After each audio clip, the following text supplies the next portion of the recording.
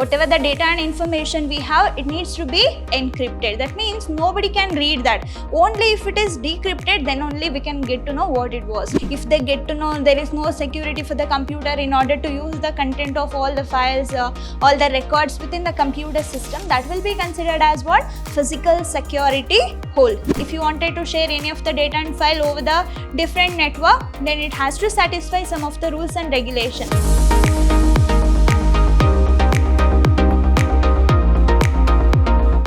Everybody, welcome to the last session of chapter 15, Networking Concepts. I'm Rohini TS, lecturer, Department of Computer Science, Vidhyaashram Pre-University College, Temple of Excellence, Mysuru.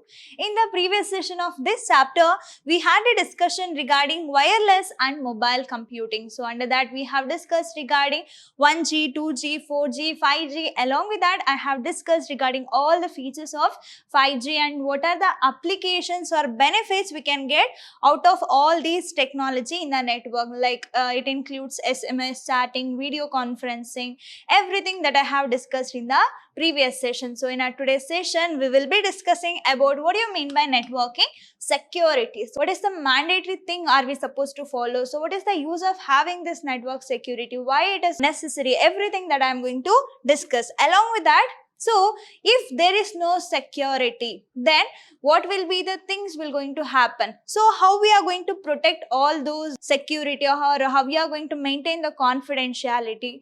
That means protection methods over the networking. And also we will be discussing regarding what do you mean by cookies. I'm not at all going to talk about biscuits and all. Cookies is different in computer science. So we're going to discuss about cookies here, and also we'll see what do you mean by cyber law and what is India's IT Act. So why they have brought all those things, that we'll see in today's session. Along with that, coronaviruses, isn't it? We are talking about computer viruses, that is a program. So malicious program it is. So viruses, along with that, we are going to learn about what are the characteristics of this computer viruses and how we can prevent all those things in order to minimize the error in the computer, or in order to give the protection to the computer programs and software. How can we prevent these viruses in a computer or any of the system? That is all we are going to learn in our today's session.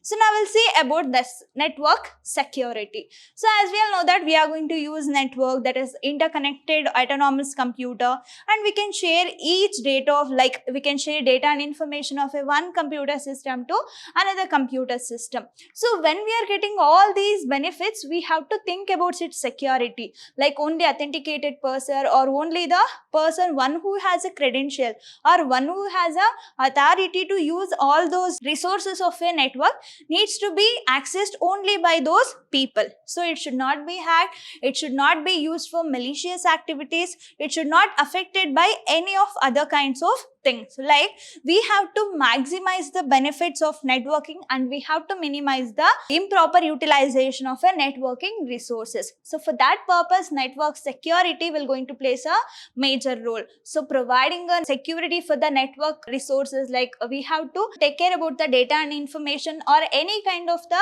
data and information which is transferring over the internet. Everything we have to be secure. So for that purpose, it is mandatory to have this network security. So we have to bring some of the policies and rules and regulations, how we are supposed to act in the network. That is all about network security. So it consists of the provisions and policies adopted by a network administrator to prevent and monitor the unauthorized access, even misuse, modification of the computer network and network accessible resources. So whatever we have in a network, what are the resources of network we have, like it may be any networking devices or a data and information which is resides in that devices, or whether it is transforming over the internet. Everything we have to be considered as what? Resources. Like we have to take a memory, even cables, everything will be considered as a resources. Then keeping all those resources in a healthy manner, it's mandatory. Like in order to have a secure, or in order to have a confidentiality transferring a data and information, it is mandatory to have this network security. So this network security will going to have some of the provisions and policies that needs to be adopted, that needs to be maintained by the network administrator.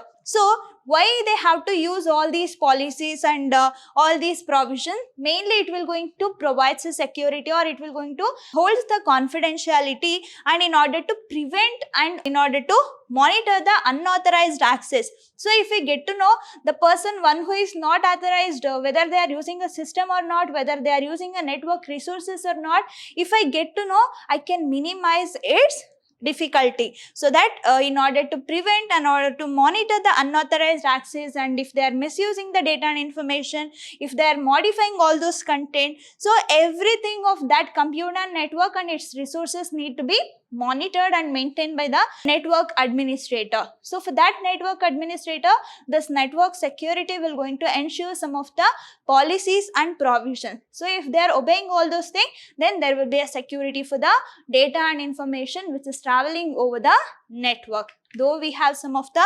problems which will going to be encountered in the network security. So that include physical security host. It is in the physical level. That means if someone is going to guess the password of your mobile, so if they are trying to access it, and when you are sleeping they are going to show your face. So if they open the face lock, they can access the content of your mobile. So if you are sleepy, or if you are doing something, if they are taking your biometric, like if they are taking your print, so if you are busy with something like that, at the time if they are taking your thumb impression, so all those things are what? Physical holes. That means physical security hole. So when individuals gain unauthorized physical access to a computer and tamper with file, so if they get to know password of a computer, if they get to know there is no security for the computer in order to use the content of all the files, all the records within the computer system, that will be considered as what? Physical security hole. Then what about this software security hole? So this software security hole which is related to malicious activities of a software. So if something goes wrong with the software, if it is not working as per the provisions and policies of a network security, then there will be an issue of having this problem under the network security. So when it comes to the software security hole, so when badly written programs or privileged softwares are compromised into doing things that they should not be doing. So if the system or if the software is allowing the person, the unauthorized person, to access the content over the network, that is also considered as what? Software security hole. Why? Because if the programs has written badly, so if there is no security, if there is no gateway, so if there is no firewalls, all those will going to allows the unauthorized access and allows to misuse the content of a data and file which is located in a computer. So that comes under as what? Software security hole. So when there is no security for both physical and software things, then that will be considered as what? Inconsistent usage hole. It may be related to combination of both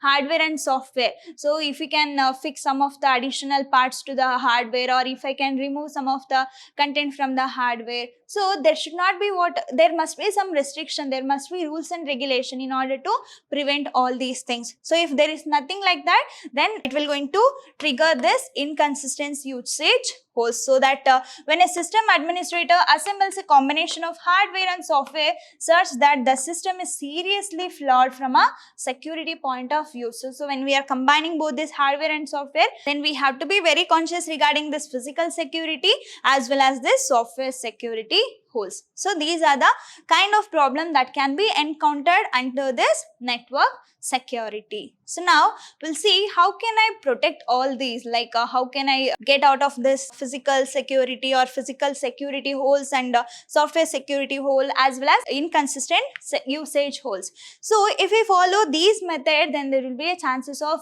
increasing the security for the network. So what it include?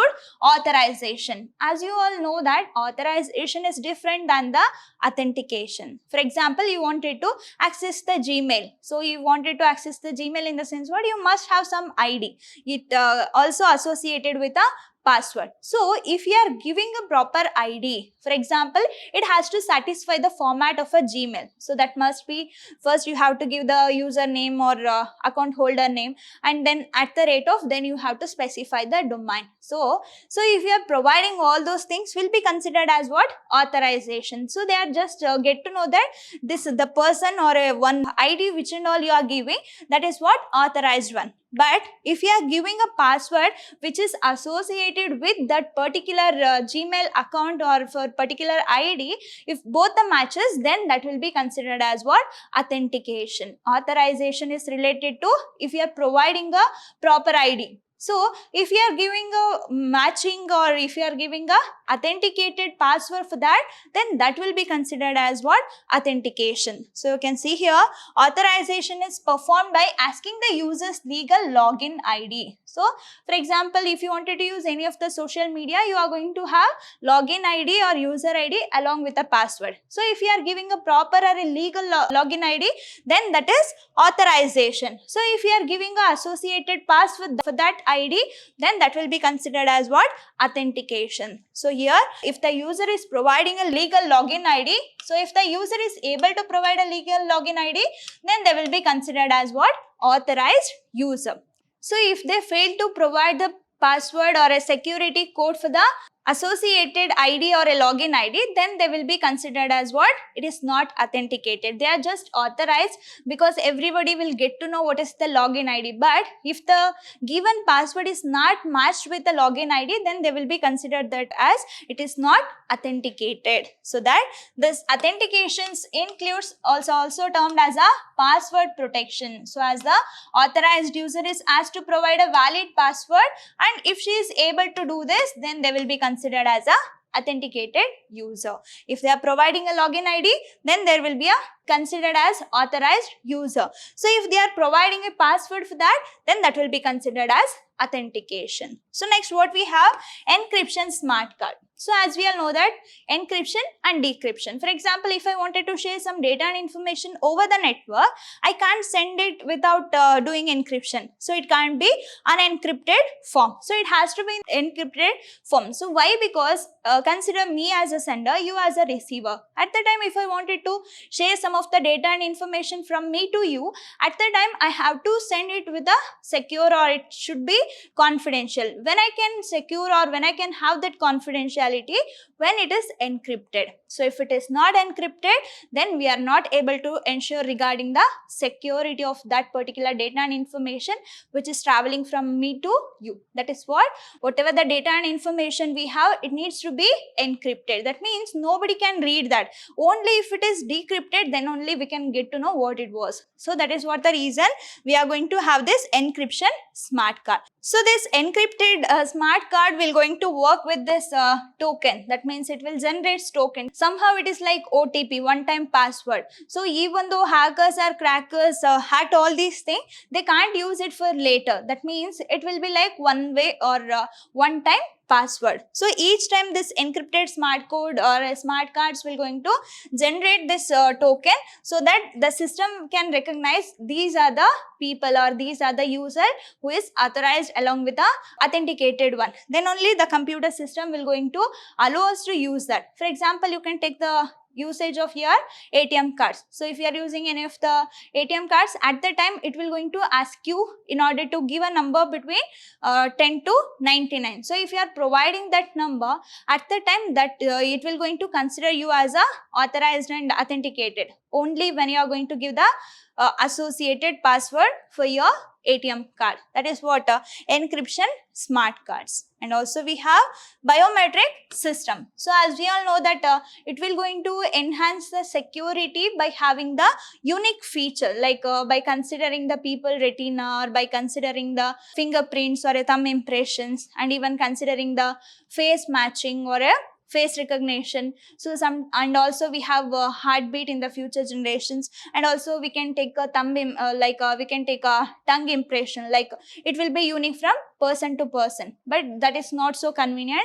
So that's what the reason they left that. And also we have person's body, they can include fingerprints and retinal pattern. So all those things can be used in order to identify who is authorized and authenticated people. So mainly in order to improve the efficiency of a network security, we are all going to use all these methods. And also we have a firewall. It's like a gate. So if you wanted to go out of it, you have to cross across that, and if you wanted to get in, you have to come from that. That means firewall can be used either for physical system, even for software or any of the application. So this firewall is mainly designed in order to prevent the unauthorized access or usage of a network resources. So that system is designed to prevent the unauthorized access or to from a private network is called firewall. What do you mean by firewall here?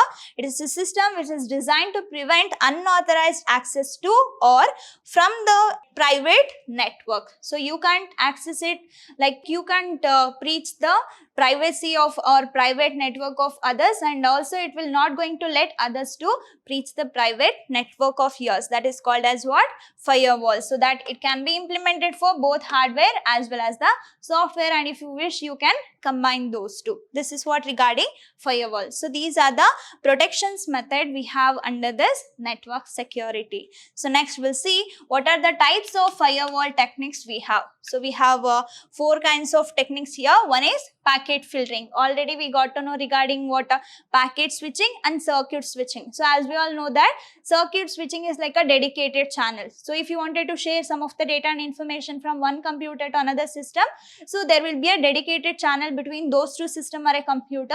You can share it directly. That means there will be more security, and it is also expensive. So but when it comes to the packet filter, at that time they are going to accept or rejects the packets. So as we all know that all the data and information, whatever you wanted to send over the network, everything will be treated as a packets. Like it will be a chunk of messages or a data and information. All those packets will going to be checked, or it will going to be accepts or rejected of the packets based on the user defined rule. For example, I wanted to receive some packets. At the time I have to mention some rules, like the packet must be like this, the data and information must be like this. For example, if you wanted to fill any of the application form over the internet, at that time they are going to specify, like if it is in the red star mark, so you have to fill that field mandatorily. So in that way, so there will be some rules and regulations, and there will be some defined rules. So if the packets are obeying all those rules, then only they will accept. So if it is not obeying all those rules,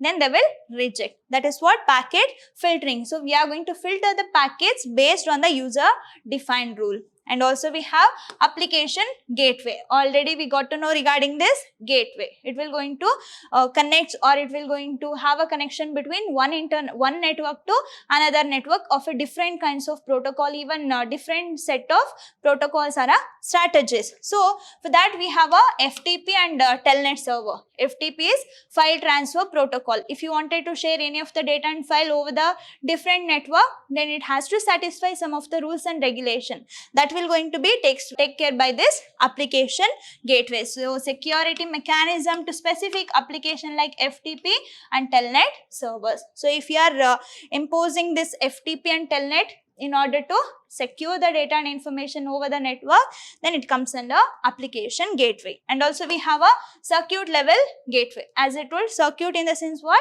There will be a dedicated channel, so that when a connection is established, at that time security will going to be ensured with the help of this circuit level gateway. And also we have a proxy server. So why we are going to use proxy? In order to mimic somebody, or in order to mimic the content of something. That is also like proxy server. So as we all know that server, main intention of server is what? In order to satisfy the requirement of a client, whatever the request is given by the client needs to be responded back by the server. So in order to minimize the burden of server, we are going to have this proxy server. It is not physically present, it will be virtual.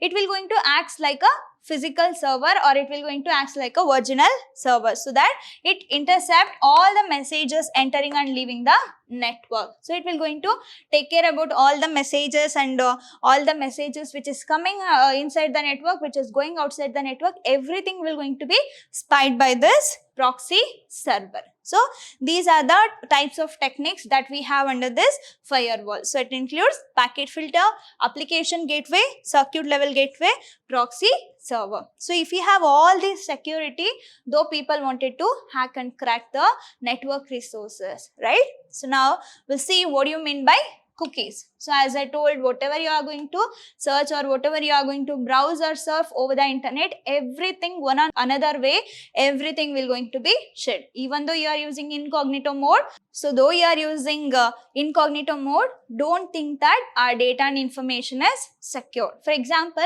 have you ever observed that, for example, you just wanted to buy some of the shoes. At the time, you are going to search it with some of the business application like Amazon, Flipkart, Meesho, something like that. You are going to use any of the applications in order to get any kind of the things you wanted to buy. So after that, if you visit any of the sites or if you visit any of the other web pages, at the time simply you are going to get the advertisement which is related to your shoes that you have searched for. Then who has given the message to that site? How they will get to know you are searching or you are looking for the shoes? So have you observed that all kind of ads or all the kinds of pop-ups, whatever you are going to get, it is all related to whatever that you have searched from one website to another website. There will be a connection over the internet. So no, you should never think like that our data and information, whatever we are sending over the network, is safe. So one and another way, everything will going to be stored. So here also, cookies are the messages that a web server transmits to a web browser so that the web server can keep track of users' activity on a specific website. So whatever the activity that you are doing, whatever you are browsing, surfing, whatever you are doing over the internet with the help of a browser, everything will going to be stored as a message. So that messages are called what? Cookies. So cookies are the messages that a web server transmit to a web browser. So web browser will get to know what is the requirement of a client or what is the requirement of a user in order to improvise the efficiency of a providing a service, and also it will going to keep track of users activity on a specific website. So that this cookies can have several parameters like it will going to include a name, value, expiration date. It will be like this. And also you can clear the cookies, and you can also allow or you can deny the access to these cookies. So if you are searching something with some of the website, it will going to allow, like it will going to give one pop-up message. So cookies are requested to access the content. So at that time you can press either allowed or denied. So if you are not allowing or if you are denied, then at that time cookies will not going to be stored for that. So that is what related to cookies here. So next what we have here, that is hackers and crackers. So hackers is different than the crackers. For example, if a person, one who is checking or one who is guessing the password of others for the entertainment purpose or for the fun, everything will be considered as what? Hackers. So if they are doing it on the purpose, if they are doing it for a malicious activities, then that will be considered as what? Crackers. So hackers can be ethical hackers, like white hat hackers also we have. So they are going to learn the hacking process for educational purpose, or they are going to do it for the fun. They are not going to do any malicious activity, or they are not going to get any benefits out of it. They are simply doing it for entertainment purpose. But when it comes to the crackers, at the time they are going to do mainly with the intention. So they are going to have some of the malicious programs or software in order to crack the security of a network. That's why there is a difference between hackers and crackers. Hackers are most interested in gaining knowledge about the computer system and possibly using this knowledge for playful pranks. It will be somehow like for entertainment or for fun purpose. Then what about crackers? So crackers are the malicious programmers who break into secure system. So they just wanted to do it with intention for the for monitoring and all. They can use all these malicious programs or applications or a software in order to break the system's security. So this is regarding cookies, hackers as well as crackers. So next what we have, cyber law and India's IT Act. So now we are all fond of using or doing online business, isn't it? That is related to what we can call that as a e-commerce. For example, if you are doing or if you are buying and selling any of the goods and services over the internet, will be considered as what? E-commerce. So if I wanted to do that without any doubt, or if I wanted to do that without any confidentiality and all, at that time there must be a security for us. There must be some rules and regulations over the internet that will going to be ensured by this cyber law and India's IT Act. So everybody has to respect others' opinion and their privacy. That means if something goes wrong over the internet, or if you are commenting badly, that should not hurt others. Like, so you have to follow some legal activities, or you have to be ethical when you are chatting or when you are doing some activities over the network, like using internet. For that purpose, they are going to have some cyber law. You should not crack the security of other network resources. So that it is a generic term which refers to all the legal and regulatory aspects of the internet and www. So when you are using this internet and www or World Wide Web, then you have to follow some of the rules and regulation, and it must include legal and regulatory aspects. So that includes within this cyber law, and also in India the cyber laws are contained in the IT Act 2000. It comes under India's IT Act 2000. So main aim is to provide a legal infrastructure for e-commerce. As I told, when we are doing or when we are having any of the buying and selling of goods and services over the internet with some of the application, that will be considered as e-commerce. So in order to do all those things, there must be some confidence. Like if I am giving my password, or if I am sending my money over the internet, I have to be very confident, like something will not going to be wrong. Even though it's gone wrong, then I can regain it back. That is what that confident, that legal infrastructure should be there. So in India, by governing transaction through internet and other electronic medium. So as I told, whatever you are searching or doing over the internet, everything one and another way will going to be stored somewhere else in the internet. So that you must be very careful. So now we'll see about the computer viruses. So if I say viruses, it's already related to computer viruses. It's not like coronavirus. Okay. So when we are talking about these viruses, most of you will going to think like that virus will be like that, like this. That is nothing. The thing, that kind of things is not here. So if I say viruses, that is related to computer programs. So it will going to have a malicious program or a software. So that has the ability to replicate itself. Like it can be in like a loop. So it will going to replicate. If I have 2 viruses, it will be 4, 8, 16. In that way, it will going to replicate itself, and also it damages the content of your computer, and it can be transferred from your computer to some other computers. So when it enters to the other computers, then also it has the ability to replicate itself. So if the virus is going high, then the working of your computer will going to be less, or it will be less efficient. So that checking of a viruses and preventing and protecting the computer or any of the electronic devices from the computer viruses are important. So that computers viruses is a computer program that can replicate itself and spread from one computer to another computer. Then how can I say what kind of damage it may do with the computer? So it depends on the nature of viruses, like what kind of virus we have in a computer. So based on the nature of that virus, it will going to affect the content of a hard disk, as well as it will affect the content of the, or it will minimize the efficient usage of a operations whatever we were doing with the help of computer. So that it might damage your hard disk contents, and also it interferes the normal operations of the computers. Then what are the types of viruses we have? So it include file infection. So there will be a chance of having a infection to the file. So if I am sharing that file with others, then there will be a chance of sharing the viruses too. That is what file infection. And boot sector viruses, and also we have a macro viruses, then network viruses. So these are the types of virus. Then what are the characteristics of computer viruses we have?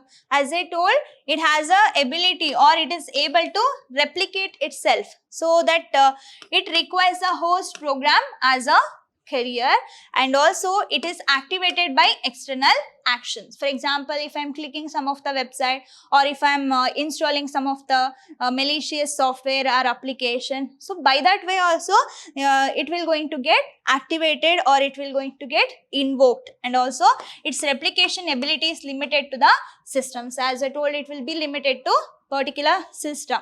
So if it is replicated to the maximum height or maximum size, then the efficiency of your computer will going to be very low or less. So these are the characteristics, and these characteristics also important in the perspective of your examination. So it is able to replicate, and it requires a host program as a carrier, and also it is activated by external actions. So for example, if I click on something, or if I downloaded some of the web pages, or by all those things we can get this viruses. And also its replication ability is always limited to particular system. Like for example, if your computer system has a computer virus, then replication of all those viruses will be limited to your system. It will not going to spread to another system. But when that virus reach to another computer, then there will be a chance of spreading all those within the system again. So now you can see how we can prevent the virus. Important question, and mention the methods or mention the points in order to have a prevention of computer viruses.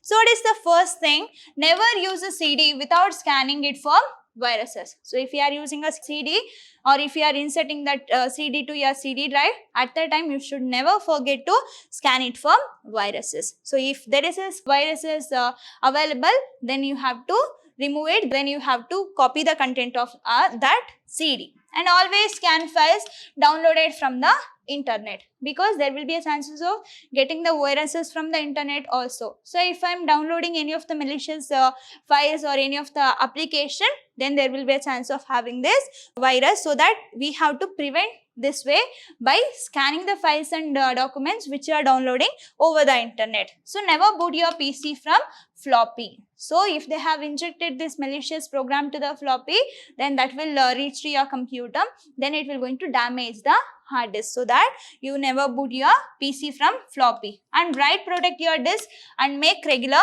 backup. So you should not allow unauthorized user to do this write operation. So if you are allowing to do the write operation, then there will be a chances of misusing the data and making a modification to the data whatever you have in your disk. So that it has to be write protected, and we have to make sure of having regular backup.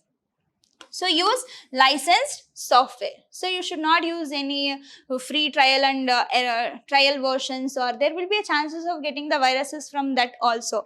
So if you are using any of the software, it has to be licensed one. And password protects your PC. So you have to give a strong password that you have to think in a way, it should not be what in the format of guessing things. So somehow it needs to be strong. And also install and use antivirus software. So also we have some of the antivirus software that includes CBSE, and also we have Quick Heal, K7. So all those will be considered as what?